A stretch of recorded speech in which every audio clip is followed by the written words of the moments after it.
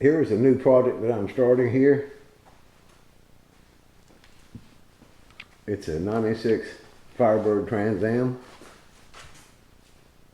As you can see, I've already started taking some stuff apart.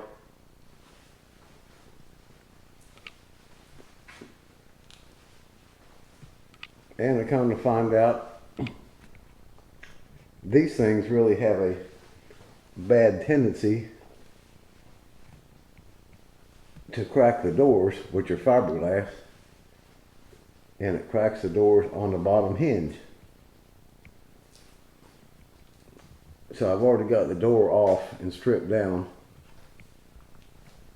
And the way I figured out how to repair this door was I ground out everything down there below the hinge and where the hinge sits, and I drilled through and pop riveted into the steel back behind it, and then I put 3 coats of fiberglass cloth on it to strengthen it all the way up here and all the way back to here, because it was cracked right down here in this corner and down to here. So I think you can still see the existing crack in there and the pop rivets, but I believe this is going to hold it.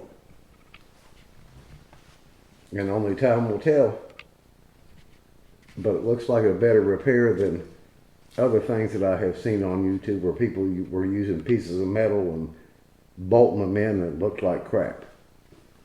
So hopefully this will look a whole lot better when I finish it. I've already got the rear spoiler off of it, rear tail lights out. And as I said, I'm just getting started on this thing. So you can see it's saddle while it's dirty.